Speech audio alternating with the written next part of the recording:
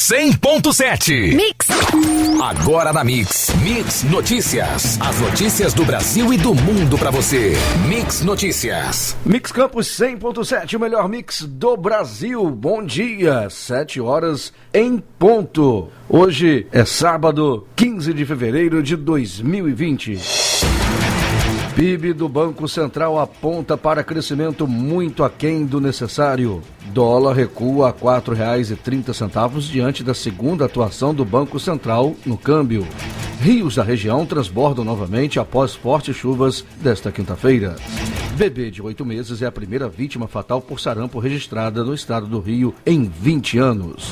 Inadimplência abre o ano com alta de 1,38%. Defensoria e MP ampliam pedidos de indenização para vítimas do incêndio no Flamengo. Arroba do boi gordo fecha a semana sem variação, negociada a R$ 180,50 à vista no estado do Rio. E a saca de 50 quilos do açúcar cristal fecha a semana negociada a R$ 78,34, com alta de 1,79% ao dia. Mix Notícias. A expansão abaixo de 1% da economia brasileira no ano passado, de acordo com cálculos feitos pelo Banco Central, consolida um cenário traçado por vários analistas para 2020. O início da corrida será em ritmo bem mais lento do que o desejado, o que pode levar o país a colher mais um ano de crescimento espartano. Inflação controlada, juros baixos e mais crédito disponível são fatores que contribuem para que boa parte dos economistas estimem um avanço mais forte neste ano. Mas, sozinhos, esses elementos não são suficientes para mudar a magnitude da taxa de crescimento que o país vem registrando nos últimos 3 anos. As contas dos governos federal e estaduais precisam voltar a um patamar razoável de equilíbrio, sem o qual não há torcida que faça empresários investirem mais e consumidores gastarem na mesma proporção. Muito menos estrangeiros aportarem em terras nacionais o dinheirinho acumulado lá fora. Após a disparada do dólar, que chegou a valer R$ 4,38 na última quinta-feira, o Banco Central seguiu atuando para conter a valorização da moeda americana. A autoridade monetária ofertou 20 mil contratos de swap cambial no mercado, em uma operação que totalizou $1 bilhão. Diante deste cenário, a divisa dos Estados Unidos opera com recuo de 0,57% a R$ 4,309. O Ibovespa, índice de referência da B3, caiu 1,13%, aos 114.335 pontos. Na véspera, o Banco Central injetou a mesma quantidade de dólar no mercado, fazendo com que o pico de R$ 4,38 fosse revertido para um fechamento de R$ 4,33. Mix, o melhor mix do Brasil. Mix. As fortes chuvas que caem na zona da Mata Mineira desde o início da semana fizeram com que o Rio Paraíba do Sul, em Campos, aumentasse o nível. Isso porque as águas do rio Muriaé, principal afluente do Paraíba, chegam com muita força ao leito do rio. No centro de Campos, por exemplo, já foi possível notar que o rio está com um grande volume de água. O Cais da Lapa, por exemplo, que em dias normais serve de estacionamento para carros e ônibus, foi totalmente tomado pelas águas. Na manhã de ontem, sexta-feira, dia 14, o Paraíba atingiu a marca de 9,5 metros, segundo a Defesa Civil de Campos. Estamos monitorando a situação das chuvas em Muriaé e na região noroeste fluminense. Como não há previsão de chuva para essas regiões, a expectativa é de que o Paraíba receba um pouco mais de água. Por volta das 11 da manhã de ontem, uma nova medição foi feita e o rio apontava 9,24 metros. Peçanha confirmou que agentes do órgão estão monitorando o Paraíba de hora em hora. A Secretaria de Estado de Saúde confirmou nesta sexta-feira, ontem, dia 14, o primeiro óbito por sarampo no estado do Rio desde 2000. A vítima foi um bebê de 8 meses que faleceu no dia 6 de janeiro em Nova Iguaçu, na Baixada Fluminense, região que registra o maior número de casos da doença no estado do Rio. Em Campos, hoje, sábado, dia 15, serão 16 postos com vacina disponível durante o dia D da campanha de imunização contra o sarampo. A Secretaria de Estado de Saúde reforça que a população do estado deve se vacinar contra o sarampo, que registrou 20 casos em 2018, 333 em 2019 e outros 189 em 2020. Iniciada no dia 13 de janeiro pelo governo do estado, a campanha Rio de Janeiro contra o sarampo, que tem a meta de vacinar 3 milhões de pessoas, teve baixa adesão até o momento, Como venho alertando desde 2019, é imprescindível que as pessoas se vacinem e que os pais levem seus filhos aos postos de saúde, já que este é o grupo mais suscetível no momento. Iniciamos uma campanha em janeiro e até o momento, em torno de 10% do público aguardado buscou a vacina. A previsão é que o Rio ultrapasse 10 mil casos de sarampo e esse número só pode ser evitado por meio da vacinação, alertou o secretário de Estado de Saúde, Edmar Santos. Mix Notícias. A inadimplência do consumidor segue bem comportada neste início de ano. Dados apurados pela CNDL e pelo SPC Brasil mostram que o volume de consumidores em contas em atraso cresceu 1,38% em janeiro deste ano, na comparação com o igual período do ano passado. Apesar da alta, trata-se da segunda menor variação para os meses de janeiro em 10 anos da série histórica. Considerando esse período, apenas em janeiro de 2017 houve um crescimento tão fraco, quando a alta havia sido de 0,84%. Nos demais anos, os crescimentos foram sempre mais expressivos do que verificado agora em 2020. De modo geral, a estimativa é que o país tenha fechado o mês de janeiro com aproximadamente 61,3 milhões de consumidores inscritos em cadastros de devedores e que, por conta disso, vem enfrentando dificuldades para comprar a prazo, fazer financiamentos ou contratar empréstimos. A cifra equivale a pouco mais de 39% da população adulta do Brasil. A Defensoria Pública do Estado do Rio de Janeiro e o Ministério Público Estadual acrescentaram na ação coletiva ajuizada pelas instituições contra o Clube de Regatas do Flamengo novos pedidos de indenização aos familiares das vítimas do incêndio do Ninho do Urubu, em aditamento à ação realizada nesta quinta-feira, dia 13.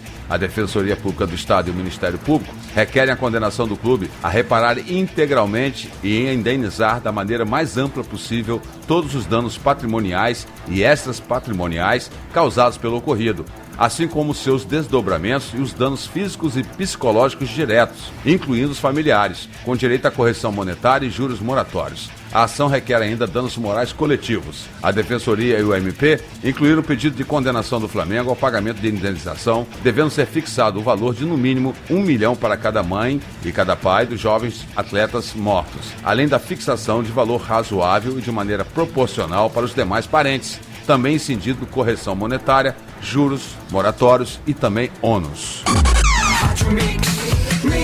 A taxa média de desemprego em 2019 caiu em 16 estados, acompanhando a média nacional, que recuou de 12,3% em 2018 para 11,9% no ano passado, segundo divulgou ontem o IBGE. Apesar da queda no desemprego no ano passado, a taxa média anual de informalidade em 2019 ficou em 41,1% da população ocupada, maior nível desde 2016, e também foi recorde em 19 estados e no Distrito Federal.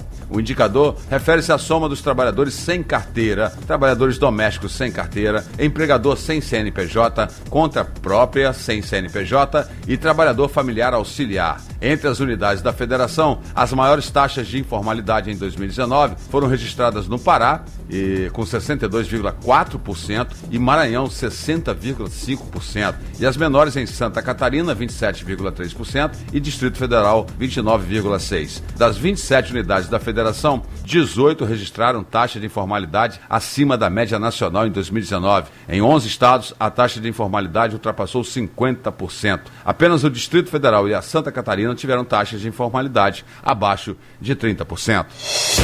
O ministro da Saúde, Luiz Henrique Mandetta, afirmou que as autoridades fluminenses relaxaram no combate ao sarampo no estado do Rio de Janeiro e que confirmou nesta quinta-feira o primeiro óbito decorrente da doença em Nova Iguaçu, um bebê de 8 meses. Dizem que seria impossível controlar São Paulo. Eu alertei, Rio de Janeiro, olhe seus números de vacinação. Vacine. Relaxaram. O que aconteceu? Casos de sarampo em 2020 em São Paulo, 73. Casos no Rio, 72. Mas em São Paulo está diminuindo e no Rio crescendo. Levou um ano para controlar São Paulo, o que é mais organizada do ponto de vista de saúde pública do que o Rio, afirmou Mandetta em entrevista a uma revista. O sarampo já havia sido erradicado no Brasil e por mais de uma década não houve registro da doença no Rio de Janeiro. Mix Notícias.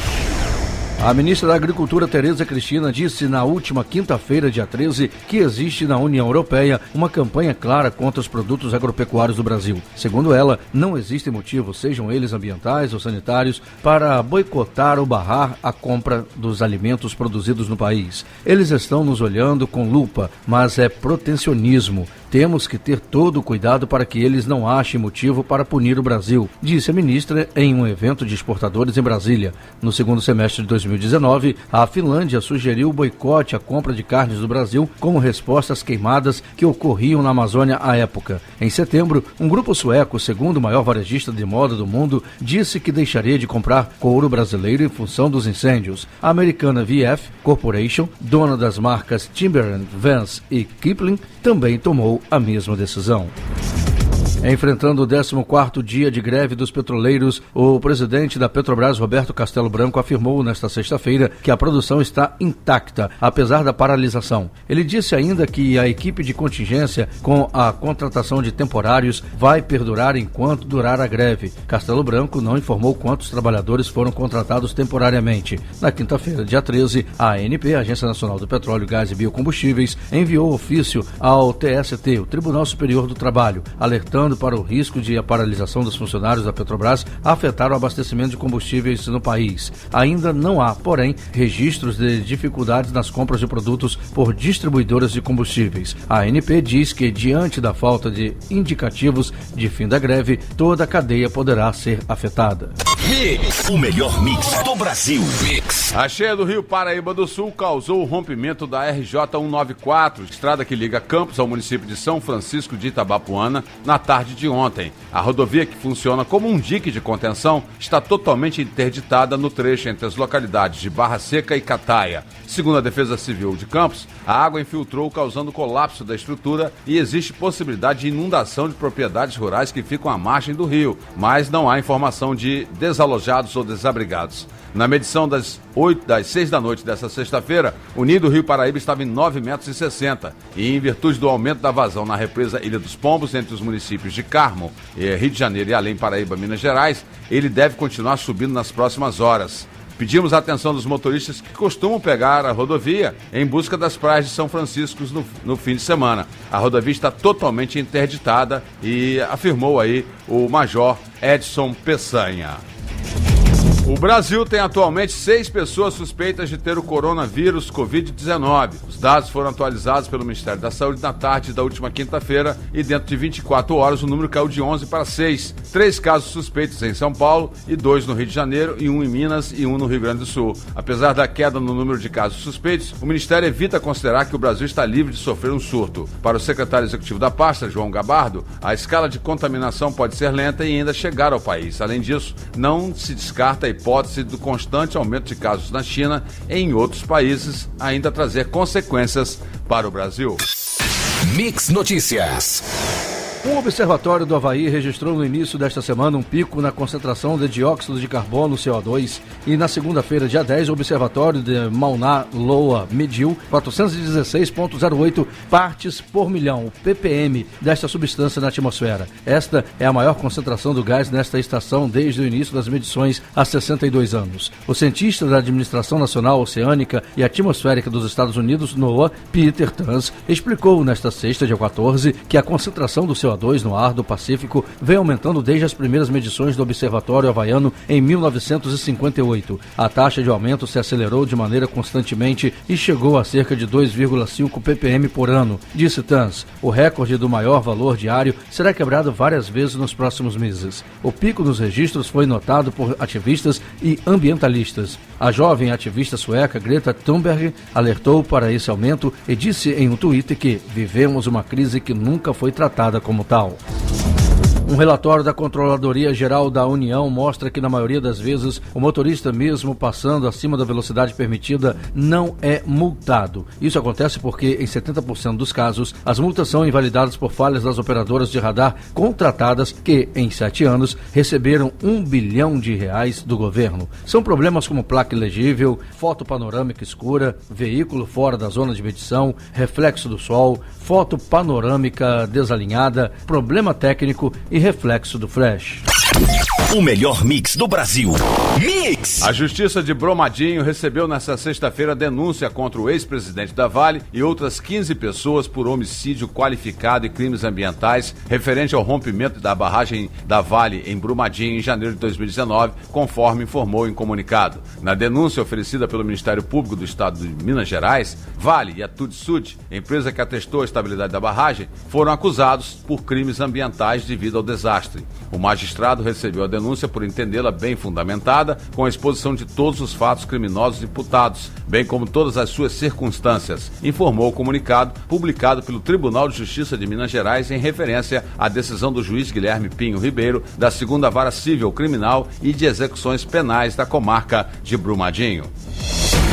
A usina nuclear Angra 1 foi reconectada ontem pela manhã ao Sistema Interligado Nacional após parada para reabastecimento de combustível. O retorno à operação ocorreu 3 dias antes do acordado com o Operador Nacional do Sistema Elétrico, informou a Eletronuclear por meio de sua assessoria de imprensa. A usina está em processo de elevação de potência e deve atingir 100% na segunda-feira, dia 17. A unidade foi desligada no dia 11 de janeiro para a troca de 1/3 do combustível. Foram realizadas também atividades de inspeção e manutenção periódicas e modificações de projeto que precisam ser feitas com a usina desligada.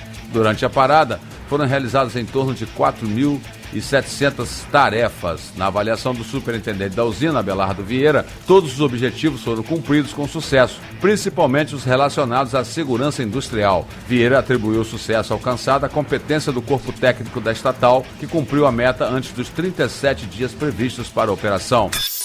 Você ouviu Mix Notícias.